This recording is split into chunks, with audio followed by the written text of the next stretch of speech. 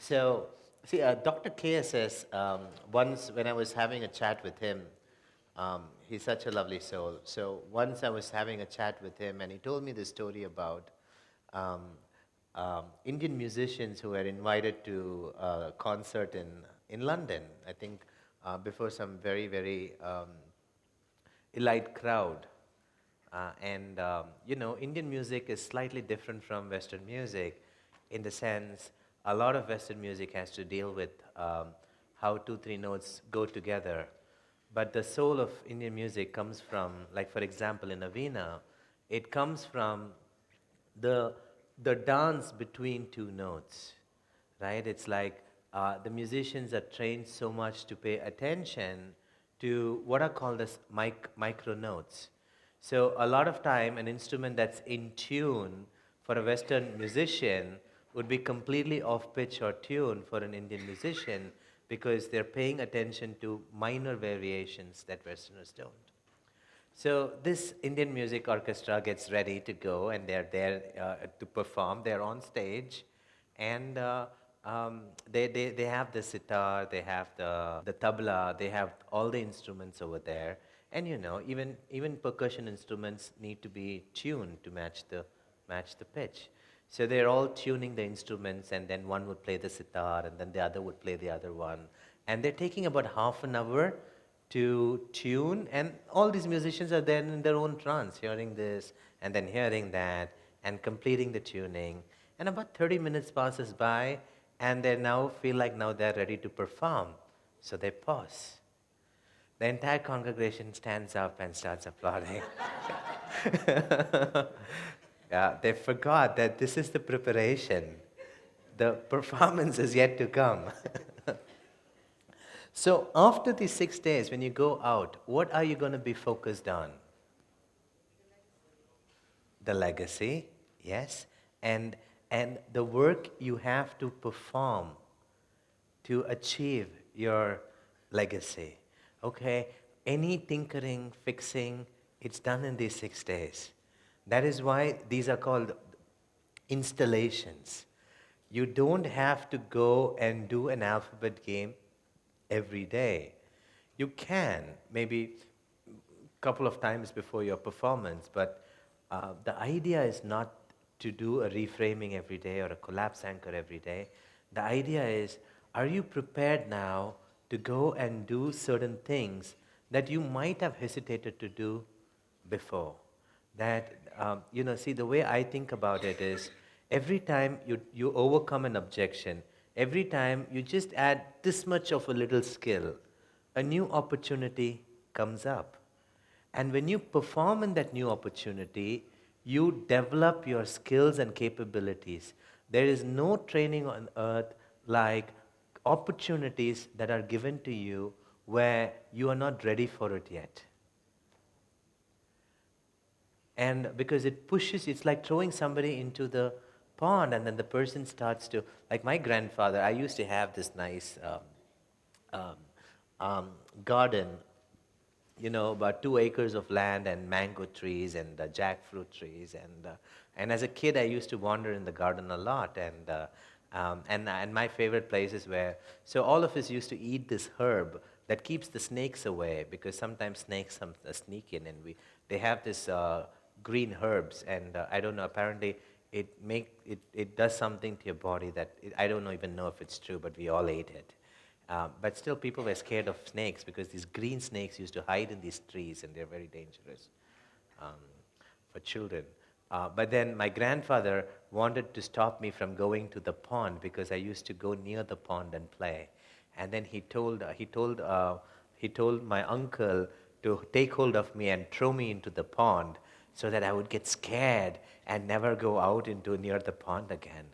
Um, but then, thankfully, when they threw me into the pond, I started to learn to swim.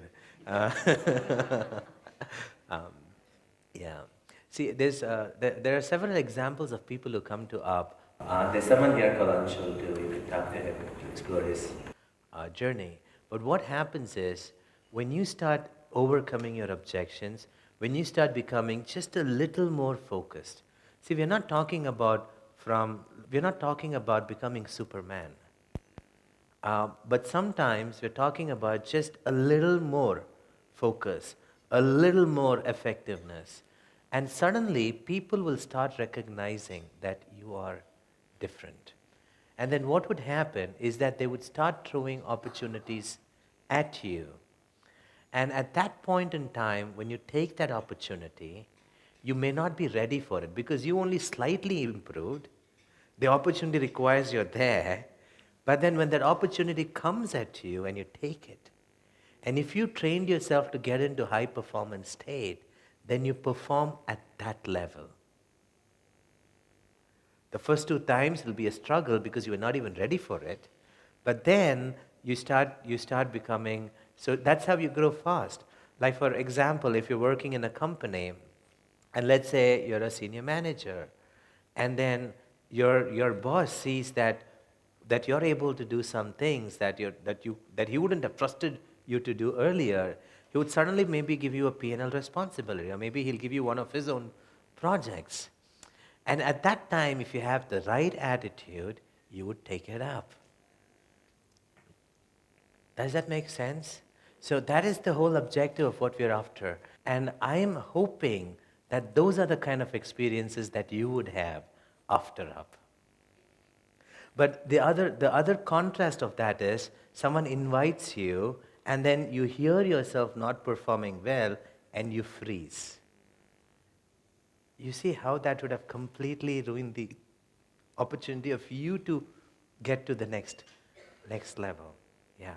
So what I would like you to evaluate, and the question I'm going after this morning is, how do you know it's time to stop? See, because on the first day, and even before the first day, when you came to us, Harni and I gave you a list. We said, get obsessive, compulsive about it, do all the things in the list. And then as you're doing things in the list, you discover new problems, and then let's go and fix that too. But I think you need to start recognizing when is it enough. Now, enough of preparation, enough of change work. Now for the next 3 months, let's go and perform. And I think that is a very important question to ask. And what I'm going to request you to do today during lunch is carefully evaluate. Have you done enough so that you're ready to grab new opportunities and perform in situations that you're not prepared for? If you are there, good. Don't do any more change work. Okay, just focus on developing new skills within here. If you're not yet there, then you have like a day and a half left. So go and fix that state. Okay, so we're talking about two things. One, change work so that your performance is significantly higher. Maybe little, but significantly higher than where you started from 6 days ago. Two, when because of that significantly higher performance, you get new opportunities for which you're not prepared for, are you in the state that gets you ready for those unprecedented opportunities? You know, remember Harini keeps saying that thing she borrowed from John Grinder, it's like prepared for nothing, but ready for everything. So a state of readiness, when you think about unexpected scenes, are you ready? Do you have that kind of a state? Because I think that's the true purpose of the alphabet game, is that no matter what happens, I remember when I was, a long time ago, I went to Yahoo for this, they used to have this thing called the Yahoo Hack Day Award. So one of those times when I was in the competition, what happened was me and my friend, we created something called as a collaborative browsing plugin. So it was just 100 lines of code, and there was no server in between. And at that time, Google was experimenting with a protocol called XMPP, the Google Talk.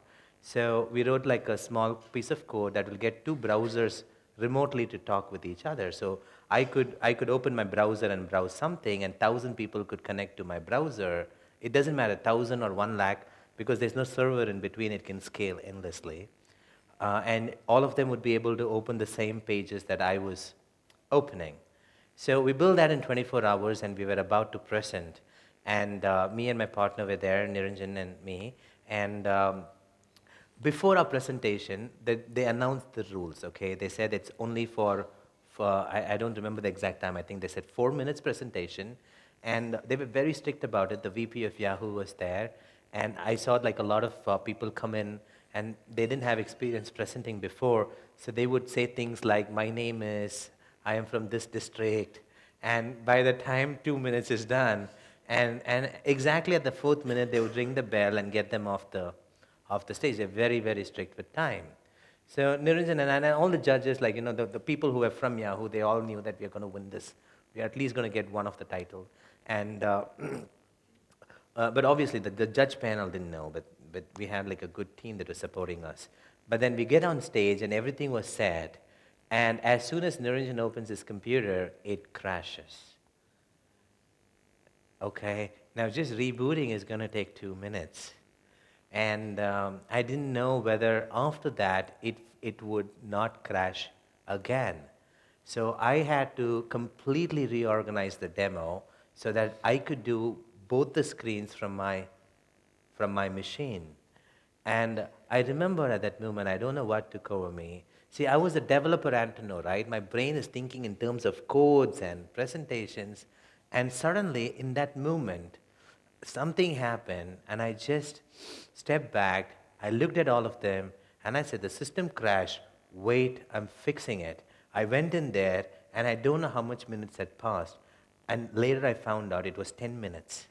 I was working on my computer. I finished it. I stepped back, and then I continued the demonstration as if nothing happened. I remember I was getting off the stage, and people stood up and started clapping. But that's an example of being ready. Okay?